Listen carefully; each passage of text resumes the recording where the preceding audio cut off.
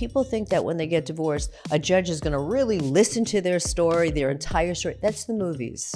That's not real life. These judges are so overwhelmed and so overworked and a little bit jaded. And they hear only a portion of what you think is really relevant. And at the end of the day, it's like going to Las Vegas. I like the perspective on divorcing different. I don't think a divorce, I mean, look, people are getting divorced for a gazillion reasons, and very often they're unhappy. Yep. If you zoom out and you look at your life as a whole, it doesn't have to be terrible. My tagline for my website is divorce is difficult. It doesn't have to be devastating. Yeah. That's it. It is a part of your life. Listen, shit happens in life. Life can be devastating. We've all had really hard things. To a certain extent, you have control over the effect it's going to have. After seeing this for so many years, I kept on thinking there has to be a better way, because I went into this really wanting to help people, and I didn't feel that I was making a good impact. 97% of the cases don't go to trial. So why would you start litigating when a case is not going to go to trial anyway? It's counterintuitive. I also feel like women are going to give it everything they've got. When you tap out from Yes. it's done. It's over. Yes. Welcome to Cake for Dinner. This is not your everyday mom podcast. We laugh, we curse, we tell the truth, and we're here to ditch the perfection culture. Welcome to Cake for Dinner, Mara Bernstein. Nice to be here. Yes, wonderful. So I think probably best to start with like giving the listeners a little bit of who you are, kind of your background, and then we'll flow into some other stuff. Okay, great.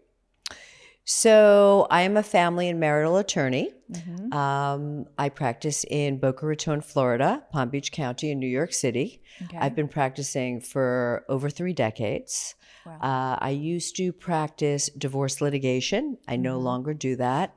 Now I practice what I call private divorce for people who want to stay out of the court system. Okay. A lot of reasons why I do that. I also do a lot of prenuptial agreements, which were becoming much more prevalent, a lot of postnuptial agreements, consulting, and all that kind of stuff. I'm a mom of 2 girls. Awesome. I have a great community, and I'm really happy to be here today. Awesome. Yeah. Yeah, I just thought it would be great to have the perspective. So I would refer to you as a divorce attorney, and that's not how you would refer to yourself? I am a divorce attorney, but I'm a different kind of divorce attorney. Right. We've all heard nightmare stories about people who have spent years in the court system, hundreds and thousands of dollars, only to get results that they're not happy with. And in the interim, they've screwed up their families and their children. And so after seeing this for so many years, I kept on thinking there has to be a better way, because I went into this really wanting to help people, and I didn't feel that I was making a good impact. Okay. So, this is what I do is not only for amicable divorces, it's for people, I call it adult divorce, for people who realize that they don't want to blow everything up that they've worked so hard to build, whether that's their marital estate, their relationship with their kids, even if the kids are older. You spend a lifetime with your soon-to-be former spouse if you have kids together. Right. So, I used to be what I called a shit stirrer as a litigator. Okay. Now I'm a problem solver. And I help people really analyze and strategically solve their marital difficulties.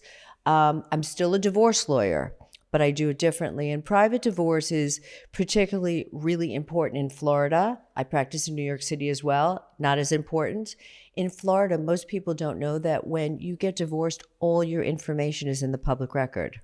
Okay, what your income is, where your kids go to school, what your assets are, when there's a marital settlement agreement, how much alimony you may be getting. Oh, wow. And so your friends and your family and your colleagues and your neighbors could go into the public record and know everything about you. And, most of the cases that I do are higher asset or people who are, in the public sphere. So these people don't want their information to be in the public record. So if you do a private divorce through you, that doesn't happen. It doesn't happen because I can limit the information that goes into the public record for the most part. Okay. And if we can't do that, we bury the case in a county that, like I've done buried cases in Glades County. Okay. So that's really why we do it this way. And the other thing is like getting people out of the litigation system. People think that when they get divorced, a judge is going to really listen to their story, their entire story. That's the movies. That's not real life. These judges are so overwhelmed and so overworked and a little bit jaded. And they hear only a portion of what you think is really relevant. And at the end of the day, it's like going to Las Vegas. It's kind of a crapshoot. Right. So wouldn't you want to have more control over the outcome of your divorce and really engage in it? And then, it makes it more durable. It makes it more enforceable. I don't have any post-judgment cases. Are you hired by either the... One. Right. One.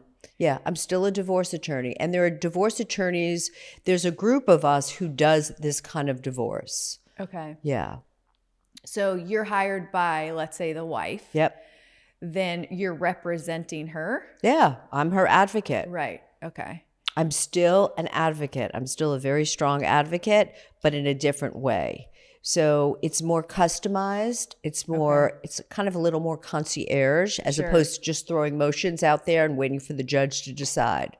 And you say it's almost like to divorce as two adults, but isn't that hard to do if they are not behaving as adults?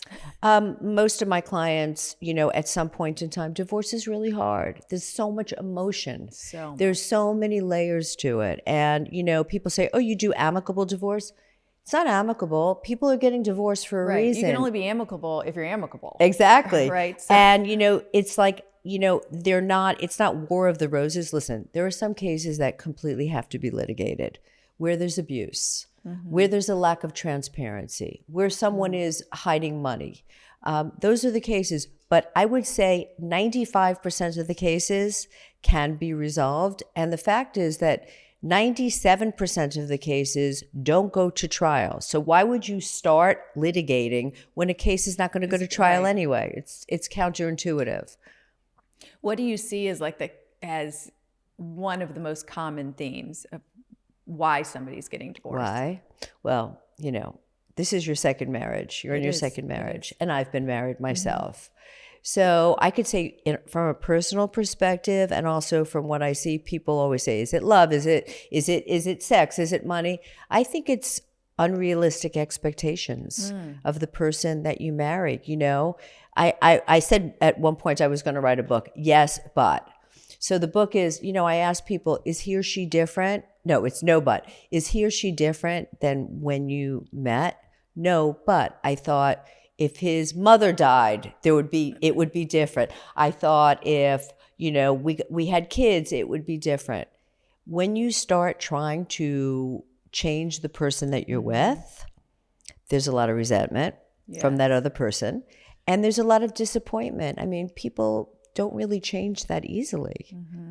And I feel like, yes, we sign up with the person we sign up with. 10 years later, the shit you might have thought was cute in the beginning is annoying later. Exactly. So there's that too. Exactly. Right? It's like, and here's the thing. The funny thing is, it's like, the expression, husbands never want their wives to change. They always want them to be what they were in the beginning. Right. And the women always want their husbands to change. Not always, but very often.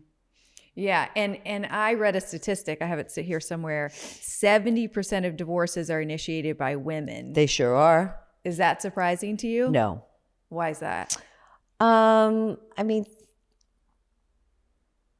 I think women, our perspectives are changing. We're becoming more independent, more self-sufficient, more educated, empowered. Yeah, it said 90% of educated women. Correct. So we're feeling like we have the ability to move on. We don't feel as vulnerable and as fragile as our mothers might have felt. Yeah, and I also feel like women are going to give it everything they've got. And when you tap out from that, it's done. It's over. Yes. Because I don't feel like women are unbending easily, right? Like you're not saying mercy, like because there's a one problem, Right. you know, like typically women are going to really give it their all, especially if you have a family, if you have kids. I 100% agree with that. And also women often have community, Correct. right? We have community if you're lucky enough to have a great community of women. Mm-hmm. So, that's also something that really fosters it, because now we know so many women, our friends or colleagues who are divorced and have successfully divorced. Mm-hmm. And I'm not an advocate for divorce in any way, but I'm also an advocate for living your best life. So why stay in a marriage that's not, right, enabling you to be your best person? Yeah, I gave it my all in my marriage. And looking back, I'm so grateful that I did so, right? Like I stayed after infidelity, which is something I said as a young woman. You would never do. Yes. I actually remember having this conversation with my girlfriend. We had seen something, it was with Oprah and her best friend, and they were talking about infidelity. And one of them had said that they would never. And I remember telling my friend, fuck that. I would never stay with a guy if he was unfaithful. And then I was 34 years old and pregnant with twins, and my husband was unfaithful. And I remember thinking, holy shit, I'm going to be that person that stays. But in that moment, you're facing so much more. And it wasn't just about being alone. You become like the, curator of your whole family. So now it's like, I'm still going to be the one that leaves. Right. And you have this idea of family and you're the mom and, there's a party that feels like you should just take it and keep your family together, Right. And I did that the first time, but I don't know how many people can actually recover from that and move on to have a fulfilling, intimate relationship where you have trust in the future. Right. That must have been so hard for you. I can't even imagine being pregnant with twins and your husband. And we went through the process at some point of looking at divorce, and I signed a post-nuptial agreement during my pregnancy. To sort of sign away the rights to money and stuff like that. And I didn't get into the relationship with any ideas about money or desire for money. I grew up with no money. Yeah. My family's not very focused on money. So I signed it with no problem. I didn't tell a soul, and I've never actually admitted this, I didn't tell a soul that I signed the post-nuptial agreement pregnant. But I did, because that's not what I got into it for anyway. But if I were to tell my younger self, I would never sign that shit. Yeah. But there's, like you're saying about women, now we have so much more as a culture, as women, we have so much more now, right? More confidence, more education, more everything. Because when you're backed into a corner and you feel trapped, you're much more apt to stay. Absolutely. To sign a fucked up post-nuptial agreement when you shouldn't be. Oh, I speak the same language as you. Okay, we could do it on this podcast. Girl, that's how we do it. Okay. Here. But you are just, when you're trapped, you're much more apt to make poor choices. Absolutely. And I think that women really have a long way to go in terms of financials. I have to say that. In what respect? Even I represent sophisticated women who are business women, and I think that there is kind of a reluctance and a fear to really embrace finances and to really understand it. It's almost like a male kind of thing. Investments. I just saw my girlfriend, Allie Webb, she's the founder of Dry Bar, and she sold it for a boatload of money. And I just saw a clip of her yesterday talking about that she wishes women embraced finances more, talked about finances more.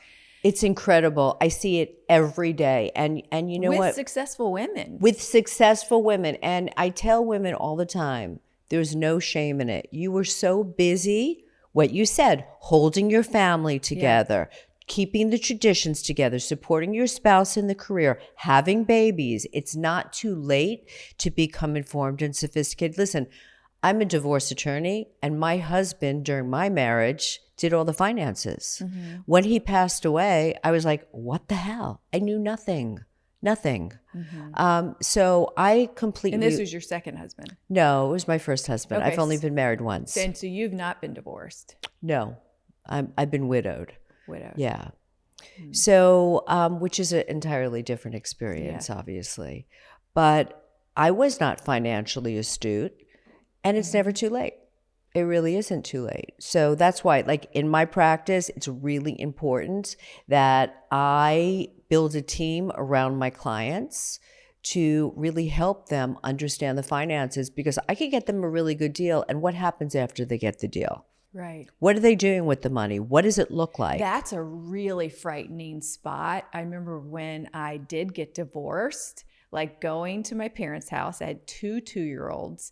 And I was, I didn't have a job at the time. I was a stay-at-home mom. So I interviewed, I became a pharmaceutical rep. But I can remember making a little spreadsheet in my old bedroom. I mean, just imagine, picture this terrible. And having like all the bills on there and thinking like, holy shit, like I am in over my head because I hadn't managed our finances. Yeah. So now all of a sudden, and I got no money in the divorce. Like, if ever I needed you, it was then. But, you're faced with like a whole new world. So becoming astute, during the marriage is obviously a much better idea. Important. And, it's interesting because our children are not taught about finances in college or in high school. Nothing. Zero. Personal finances. I mean, it is so incredibly important to understand, what is a credit card? How does a credit card work? What does that do to your credit rating? These are life skills that our kids should have been learning. Yes. And it's really difficult, like I'm a single mom. It's really difficult to really teach our kids all these things and navigate these things. Well, there's so many things, right? There's so many things. The school stuff, which there's so feels many like things. they have to learn. And then there's like, what I focus a lot on is like life skills stuff and like emotional stability. And like, as a parent coach, I see so many deficiencies in our kids as they're growing up, right? And then there's the whole financial piece. I grew up with no money and learned nothing about finances because my parents didn't have any money. They didn't even have credit cards, so there was nothing. It was, one message that I got, which was probably a positive financial message, was if you don't have it, you don't buy it. Right. That was a good message. There was no living beyond our means. There was like zero of that, and it was very humble upbringing and a lot of focus. My dad used to always tell us that we're rich with love. We rolled our eyes, but like now I know he was so right, especially growing up in Boca and like being immersed in this like money culture. But yeah, I find it fascinating that I think most people would be under the misconception that divorce is initiated by men. Yeah. It's mostly women. And I have to say that in recent years, and you've probably seen this all over social media and the news, that the increase of grade divorce. A lot of women, I've seen women in their 80s getting divorced. So you're saying the increase in divorce later? Yes, increase. And women coming to me, 80 years old, 75 years old, why now? I just can't take it anymore. Right. I just can't do it anymore. It goes along with this idea that it's never too late. It's never too late for success. It's never too late to late. I'm just writing my first book at 51. Fabulous. And it's never too late to get divorced and to choose happiness. Never too late. Life is so incredibly precious. And every day that we wake up, we have a choice. Right. And I really learned this because I had a husband who was sick for many, many years. So I don't really take anything for granted. And that's really what I bring into my practice too with my clients. It's really about helping them rebuild their lives. It's not just getting a judgment or a decision from a judge. It's really reconstructing their lives. What do you want? When I sit with a client in the first consultation, I say to them, I encourage them to think about, what do you want your life to look like? Be curious. Look at other people. Think about things that really excite you and turn you on. Because now is the time. I teach that a lot to my teenagers that are struggling with addiction. Like, close your eyes and like envision the best Yes. life you could. Like, do you want to be married? What would you picture yourself on Christmas morning? What kind of job do you want? Because it's very hard to abstain from drugs and alcohol if you have a problem, if you're not reaching for a life. Yes. You know? Yes. And I think the same is true for every stage of life. Everything. I don't know if you know Viktor Frankl, Man's Search for Meaning. Amazing. He is, that book is kind of the way I live my life. I love that. Meaning and purpose is so incredibly important. And those are the people, we were talking about your friends. I knew that she was going to be okay because she was a person who was looking for meaning and purpose. Right. And I think that's really important. And what you're teaching your kids who you coach, meaning and purpose. My kids too. Meaning and purpose. Service. Same thing when you're leaving a marriage. If you're not, I can remember when my husband left the first time, I was pregnant. And there's just something extra vulnerable about being alone pregnant. I mean, it is. Yeah. It's rowdy. It really is. Yeah. And hormonal and horrible and just yuck. Like you really feel like that is a time when you should have someone to lean on. Yeah. Thank God I have such an amazing family. But I can remember that it was during the time that that Seal and Heidi Klum were together. She was pregnant, her husband left, and she ended up with Seal. And I started envisioning that because I really believe you have to have something to reach for. I don't give a shit if you're leaving addiction, a marriage, a death. My first husband passed away. Whatever you're coming out of, you have to be reaching for something. Yes. And so that's one of the ways that I get through life. Me too. I would lay my head on the pillow at night, pregnant, sad, and I would envision Seal. I would envision, that I was going to meet someone that would love me and love my babies, Yeah. And I just expected that that's how it would go. Well, you were manifesting it. Yes. It sounds very woo-woo, but it's really, how do you live your life if you don't have intention, if you don't have vision? You're just stagnant. You're just where you are. And how do you find joy if you don't have hope? Yes, hope. You've got to I had to buy into the fact that I was going to meet someone that was going to love me and love my kids because I wanted a family, so I had to believe in that. And you did. And I did. Yeah, you made it happen. And when I met my husband, I remember my brother said, this guy is either fucking amazing or crazy. Insane.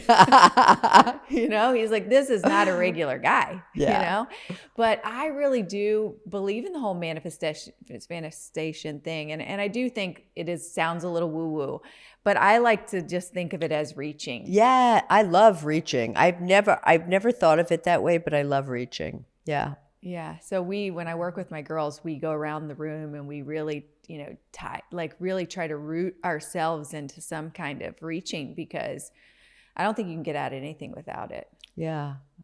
That's a great way of thinking about it, reaching. And you should write a book, Mara. So I do have a book. And, I've been really busy over the past couple of years. I have a book. There is a book. Yeah. And what do you think the book should be about? I like the perspective on divorcing different, right? Because I don't think a divorce, look, people are getting divorced for a gazillion reasons and very often they're unhappy. Yep. But if you zoom out and you look at your life as a whole, it doesn't have to be terrible, So my tagline for my website is divorce is difficult. It doesn't have to be devastating. Yeah. That's it. Yeah. That really is it. It is a part of your life. Listen, shit happens in life. Life can be devastating. We've all had really hard things. But, to a certain extent, you have control over the effect it's going to have, right? And if you choose to be in a container of destruction and hate and disgustingness, that's what's going to emanate. But the truth is that you can get good results in a divorce without scorched earth. That is the point. That is the movies. Yeah. That is the movies. And, you know, I don't want to make this grandiose or bigger, but I think that it's really important that we talk about changing the culture of divorce, because it will only inure to the benefits of our kids.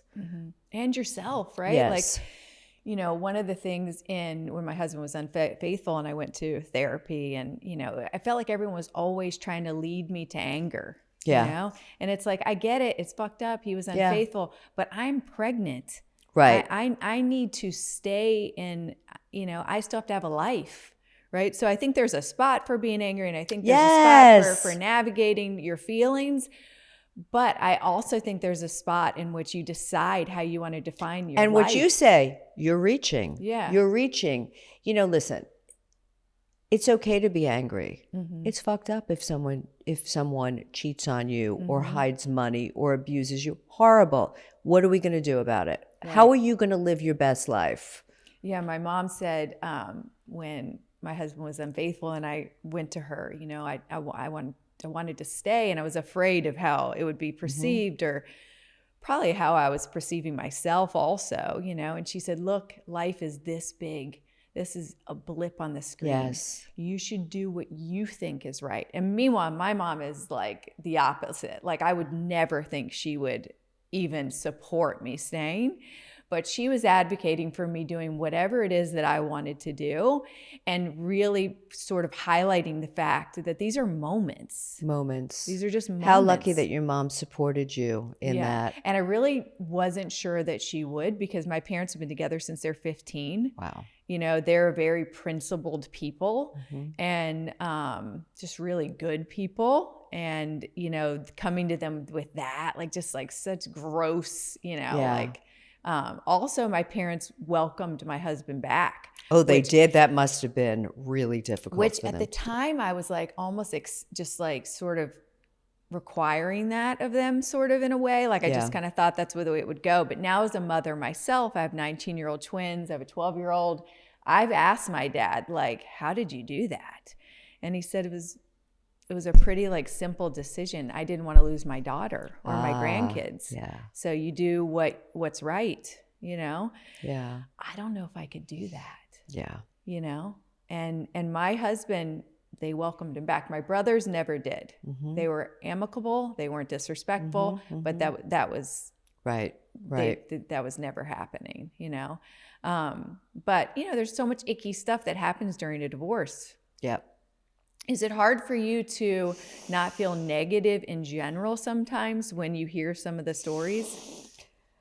You know, I've been doing this for such a long time, and I've been through a lot of hard stuff in my life. So I'm a person who has a lot of empathy.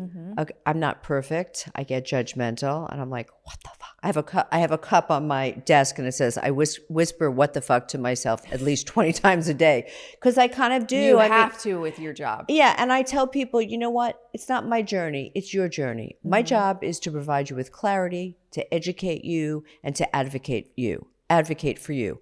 Whatever you want to do with it, it's your journey, right? You want to blow it all up. You want to listen to my advice. You don't want to listen to my advice. So, you know, I bet some of that's come with age and experience, like being able to let okay, go. so I am definitely, I'm going to be 62. I've had a lot of hard things in my life. I lost a child. I lost a husband. We lost all our money. I had to take the bar here when I was 50. So I've had a lot of hard stuff. So I have the ability to hold space for people in a different way. Sure. Because I know about the shit. And I think when you've had a lot of hard stuff, you understand that when someone makes a decision, there's so much underneath the decision, right? Like, before you've struggled, like, had my husband not passed away, been unfaithful, like all these things, I don't think I would have the perspective on other people's lives Correct. that I do. Correct. Like, I'm able to sit back. I almost have, like, I don't want to say no judgment, because I can still be judgmental. Yes. But at the core, my life has beaten it out of me. Correct. And I think completely pre-trouble, pre-adversity, Yes. I think I was kind of an asshole. Yes. Like, definitely judgmental. Yes, me too. Me too. I think it just cracks your heart open also. And also the other part of it is that you know that there are so many chapters, and this is not it. Yeah. It's also, it's interesting. sometimes the hard shit, like you said about my friend, you see the person, they're in this like hard moment, but you know that there's a possibility of this being the best thing that ever happened to them, even if it's so difficult. You know what they say, the expression, what makes you stronger makes you more beautiful. It does. I mean, think about the people in your life that you feel really, really connected to. They're the people, probably because you're that person, who have had struggles, who have faced adversity. Those are your people. Those are your women. It's almost hard to deeply connect to someone who hasn't. Yeah. When you've been to hell and back, it's hard to relate to somebody who, especially if they feel like they're struggling, and you're looking and you're like, oh, geez. So I guess that's kind of like when you ask me if in my practice, I mean, there are people who walk into my practice, I'm like, are you fucking kidding me? Like, really? That's what we're talking about? That is the main concern? I'm thinking about your kids, not your membership to whatever club that you belong to. But that's their journey. That's their perspective. And my job is, as long as it doesn't, I draw a line. If you're going to involve your kids in a way that's going to destroy them or impede upon their development, I'm out. Other than that, I'm good. How early in your career did you start to draw lines like that? Well, I'm fortunate. Now I have my own practice, so I pick and choose my cases, and I pick and choose my clients. Probably about 10 years ago, when I started really getting more gumption and really believing in what I do, and really knowing that life is really fragile, and I want to work with people who we have mutual respect. That's really important to me. And if you hate your soon-to-be spouse more than you love your kids, that's not for me. And there are people who do that. I was going to say, you're definitely turning people down. Yeah. Right. I would think that's the great place to draw the line, right? Because at the end of the day, I think especially as you age, at least I'll speak for myself, I want to be bringing value to the world, And if I'm not bringing value... Oh, that gives me chills. If I'm not... I've turned down parents too, and families too. Like, there's some people who aren't on the same page. Right. I'm working with troubled teens, right? They're fighting for their life, A lot of times I'll take on parents only to help the kid, because I feel like if I'm not able to navigate this parent at all, then only the kid suffers. Yeah. So a little bit about your past. Were you... At what stage did you lose a child and your husband? Yeah. So we lived in New York City. Perfect life. Perfect. My husband had a hedge fund. I was a New York City divorce attorney. We lived high-rise building in New York City. The life. Perfect. Madly in love with my husband. He was my person. Since what age? So we have an interesting story. We actually grew up together. We grew up in Brooklyn, and we hadn't seen each other since we were like 7 years old. And my mother had passed away, and his mom told him, and she said, "You should call Mara and her brother."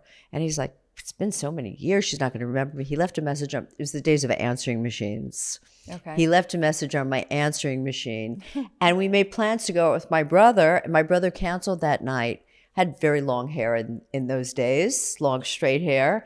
And he picked me up at my apartment, and I walked down the street, and we recognized each other.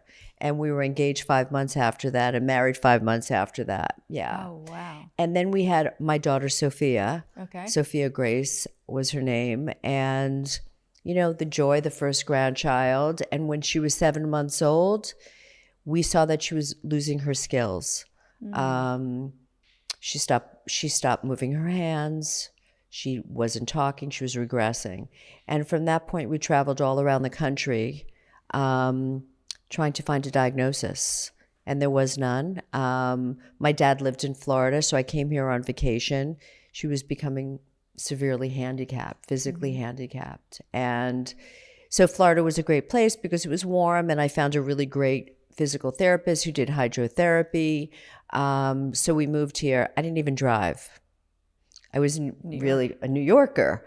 And we moved to a country club. I was like, what the hell? Who are these people? This is crazy.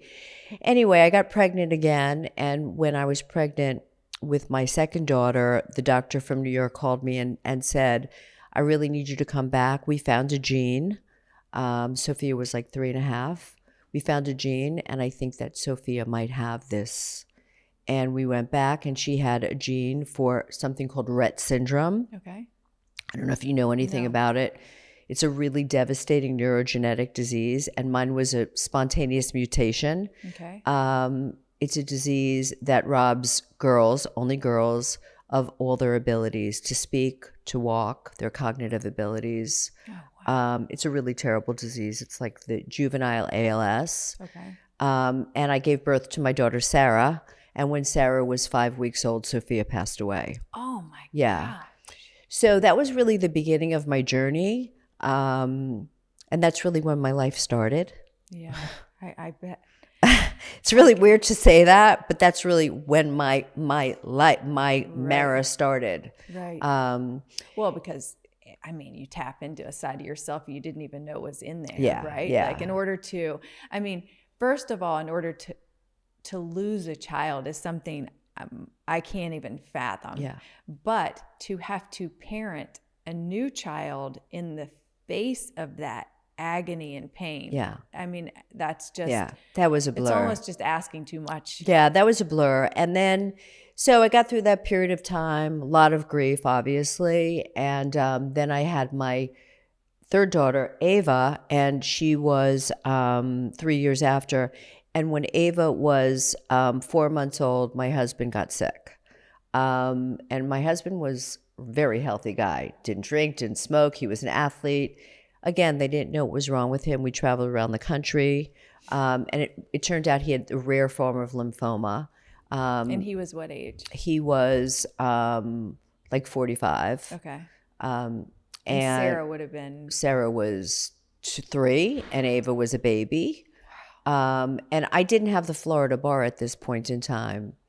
So it's so awkward for me to. It's so awkward for me to talk about myself in this way. Yeah. So you worked while all that was going on? So no, I did not work during that period of time because I didn't have my Florida bar. Got it. Okay. So we moved back and forth to New York City a couple of times because my husband's sister was his donor, his bone marrow, and he had 2 bone marrow transplants, which is no joke. I mean, he was in the hospital for 6 months in isolation. I had to cook every meal for him. I had 2 little kids. All the while he wasn't working, I wasn't working. And we completely had financial downfall. Do you ever just sit on just like a random, do you ever have random moments where you're just like, what the fuck? Yeah. What the fuck? Yeah, but sometimes I think to myself, like, I don't know, like I'll just meet some new person. Like, I don't even want to tell them this shit. Like, people are horrified. At that's why I'm sitting here talking about it on a podcast. I'm like, oh, it sounds like so much. It's really a lot. It really is a lot. Like what you've been through for one little life. But you know what? I call myself the luckiest unlucky person because I have a beautiful life. I have beautiful friends. I have 2 beautiful daughters. And you know what? I have perspective for days. I mean, it has to. I'm blessed. I'm so blessed because nobody goes through life unscathed. It just happened to me all at one time and tragically. And my husband, you know, unfortunately passed away. My house went into foreclosure. But before he passed away, I was like, I got to get my shit together. And I was 49 years old. And I said, I better take the bar in Florida because I need to make some real money. He didn't have life insurance. He's going to die. And I have 2 kids to support. So I said to my family, I mean, my husband was sick. I had 2 little kids. One was like in 1st grade. The other was in 4th grade. I said, for the next 6 months, I don't exist. And I studied in my car. I went to the library. I didn't sleep. And I took the bar exam and I passed, which was a really really big deal for me. I hadn't practiced in 10 years because I was taking care of my family. But I just, don't you think, like, are you amazed, if not with yourself, at women who have just like battled their way back? Yeah. It's like, I fucking mean, cool. It's we are amazing. Like, it's just, and that's so... why women who have gone through it, like, we hold each other up. That's what we need to do. We need to hold each other up and inspire each other. And I think that's probably why I love what I do, because I have the opportunity to do that. And it's not about me. I mean, I think that if any of my prior clients see this video, they're going to say, I didn't know that about her. Right. Maybe I knew that her husband had passed away, but I didn't know all these, because it's not about me. I don't share that, but I think I bring a perspective, and it doesn't make me special. It just makes me who I am. Like, yeah, you bring a perspective that was born in that, though, probably. Correct. Which is extra special. Yeah. You know? As do you. Yeah. As do you. And we're so lucky that, and I feel blessed. so lucky and blessed too, which sometimes I don't want to tell people my whole story Yeah. because it's hard for them to imagine how I Yes. feel lucky and blessed. What you do studying for the bar in your car reminded me when my first husband passed away, and I had 2 little kids, and I needed to get a job. I went on an interview. It was the only job interview I could get was in Miami, and I lived in Boca. And I was like, whatever, I have to get a job. And I needed a pharmaceutical job because they give you a car, a computer. Like, I needed a life quickly, Right. And I drove to Miami. I put my wedding ring on because I didn't want them to think I was a single mom, because that would probably not be exciting for somebody, because you're going to be busy, you're not going to have time, whatever. Put my wedding ring on, and on the way up to the interview, I was in the elevator, and I guess she was like a janitor. This woman was in there, like, kind of going up and down, and it was like she knew, it was like she knew where I was going. I can remember just having like such a connection with this random woman in the elevator. And she kind of asked me what I was doing. I said I was going to this interview, but like I was disheveled a little bit in the, and she just was like, she just said a few words to me, good luck. But it was like, to this day, I remember her face. And I'm guessing she was a woman who had been in that position. Right. And as I sit here before you, it's just like so impressive, and it's so easy to connect with a woman who has, because I don't think that women face adversity every day, which you really lead with, right? I'm not special, I'm not this. I don't think necessarily overcoming adversity is unique to us. I think women do it. Women rise every day because we have no fucking choice. We rise for our kids, we rise for our job, we rise. But what I do think is unique is learning and choosing to rise for yourself. Yes. I really do, because there's a difference between a woman who's rising for everybody else and they're disheveled and life is just whooping their ass, right? And those women I have great compassion for also. But when you can get to the stage of life where you see all the shit you've been through, it no longer defines you, and you make a choice to rise for yourself, which is really what this podcast is about. Love it. That's where I really think the magic is. And then when you take that further by telling your story, then other people get to rise too. Yeah. I mean, what else is there? Yeah. What else is there? It's really, what you're doing is really inspirational. I love it. I've watched your other podcasts and the women you've spoken with. And it's wild because people come in with their career story, or their founder story, or whatever it is. And then we end up talking. I had a single mom on, and she's like, Jesus, I came to talk about fashion. And she's like, and I told you that I was once suicidal. Like, should we take that out? Yeah. And I was like, if you're brave enough to leave it in, it will be the thing that helps another woman. Yes. And I got text message, DMs, so much stuff that I sent to her after to show her. Like, sure, people want to know if they should be wearing a turtleneck or a pencil skirt, but what they really want to know is that they're okay. Yeah. And I think by hearing other stories of comeback. And they want to know that they're not alone. Yes. And that it's okay to feel shitty, and it is okay to feel good. Yes. It's okay to, leave those really catastrophic times and rebuild. It is okay. So now it's you, your daughter.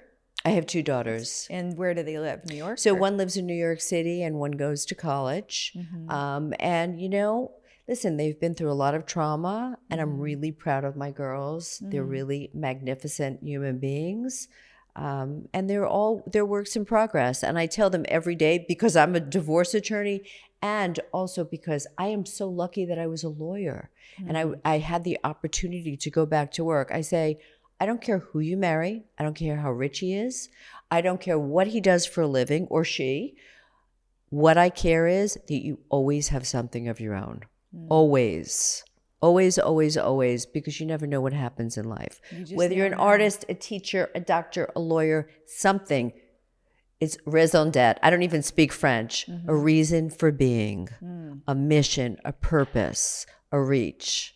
Yeah, I love that. So important. What do you think, is there any advice you will give them or you give women that are getting married around, other than sort of like having your own finances, like anything specific to divorce? Like, are you big on the prenuptial agreement?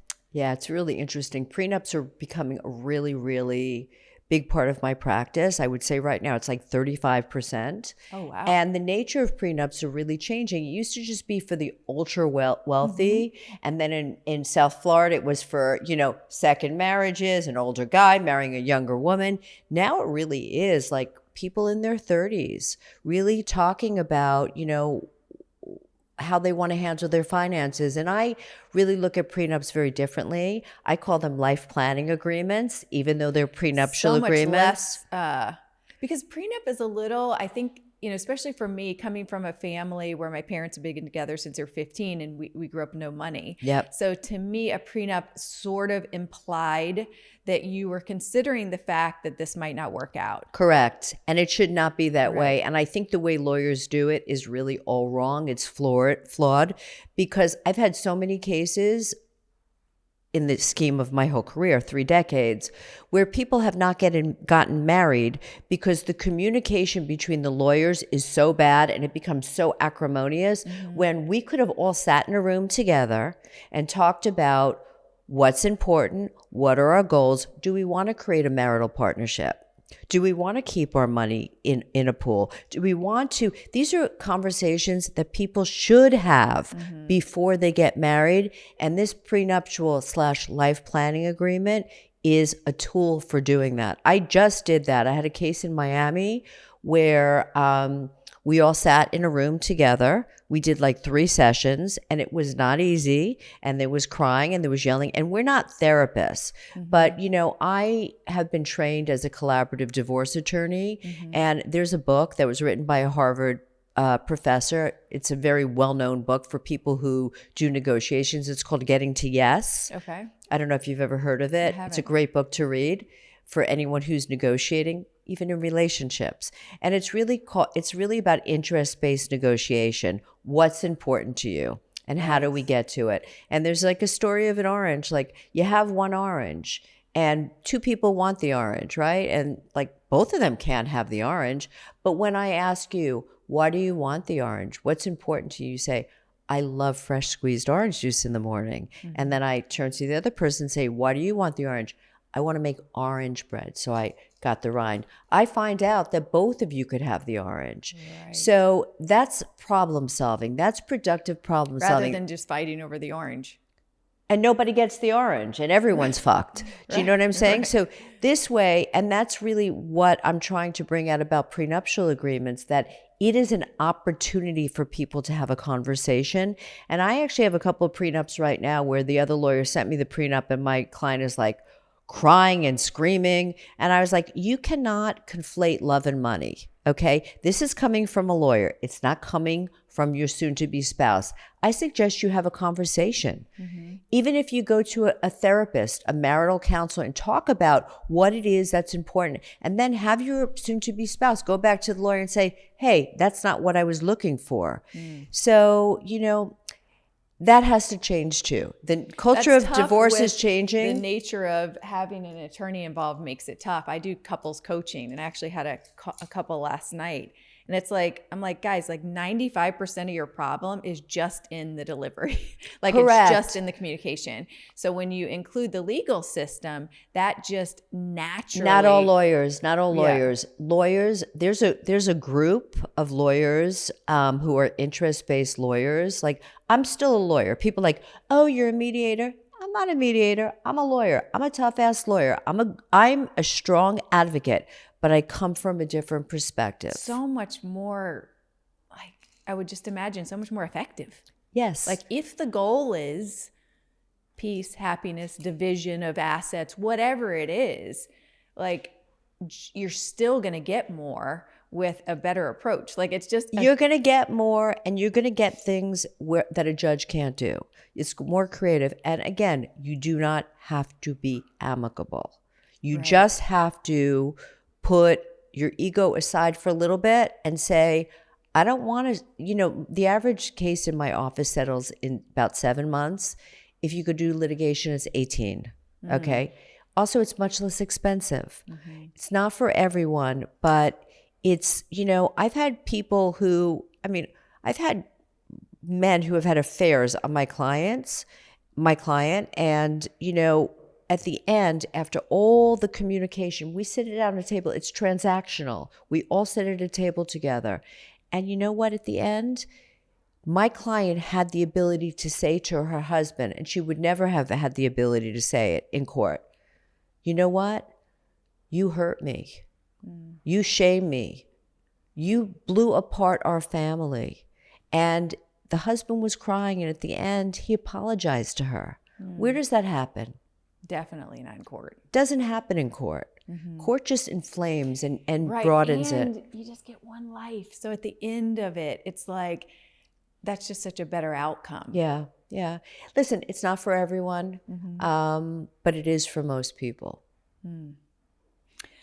I love that. I want to wrap up, but I do have one question, something I've been hearing a lot about, menopause. So it's this idea that a good portion of people are divorcing based on the timing of perimenopause and menopause. I've never heard of that. Menopause. Mara, you need to look That's into this. crazy. Because I bet there's a lot of validity to what happens to women during that stage. Not just the negative, you're a hormonal wreck or whatever. But it's also the good shit that happens in menopause, which is coming into yourself. So I think that maybe it's just like a catchy name. Menodivorce. So tell me about the good stuff that happens during menopause, because I don't know the good stuff. Really? Like just I think the not giving a shit. Like, okay, that's a true, like, that's is that thing. menopause, or is that age related? They say it's actually menopause, or at least a good portion of it, because as your estrogen leaves the building, there's like chemical stuff that happens that literally contributes to the no fucks given. Yeah, like it's a chemical thing. Okay, know? interesting. So I love that for us. I love that. That's kind of like, I think it's related a little bit to gray divorce, to women doing it older. Yeah. Because we become bolder and we become braver, and we've been through so much shit. Yeah. Right? And if not now, when? If not now, when? Yeah. I can't imagine getting divorced at 80, but I actually knew someone who got sober at 80. Can you imagine that? Similar concept. Wow, it's like, that's a really very that's a similar concept. And it was my first client when I was doing my internship at a treatment center. And I remember thinking, hey, they're going to give me this woman's 80 years old. I mean, a part of me wanted to be like, fuck it, keep drinking. You know what I mean? Enjoy yourself. But that's the thing, she wasn't. And if not now, when? Do you just ride it to the sunset? What an incredible story. Make the move. Yeah. So, well, I want to thank you for coming. This was fantastic. I want to thank you for inviting me, and I want to know more about you, and keep on watching your podcast because you're doing great work. I want to close with this. I invited you because I heard of you from a friend, but not just that. When she came home from the session, she said something to me that made me want to ask you. She said that I'm as her friend, I knew how devastated she was going into, the session. But she said during the session, at some point, she said her age, I guess, and you looked at her and just basically said, holy shit, like you're a badass, you know? Yeah. And she came out of that session so much taller. And I knew then that it is a different divorce. It's a different conversation, that you saw her. And I thought, this lady has to have her own story. Like, to be able to just be in there for that short of a period of time and to see my friend for who she really was. Yeah, we connected. And in fact, it was an unusual kind of session because she came in with her husband. Yeah. I don't represent both, but I talk about the processes and I have them sign a waiver and all that. So it was very interesting for me to see. And she is a badass. Yeah. And I knew you had to be one too to see that in that short of time. So if someone wants to find you, how can they do so? They could call my office, 561-910-1870. Okay. Or they can email me, mara@mbdivorce.com. And if they call my office, they could ask for my assistant, Kathy. She's amazing. Okay. Yeah. Wonderful. Well, be sure to download and subscribe this episode of Cake for Dinner. It's going to be amazing. See you next time.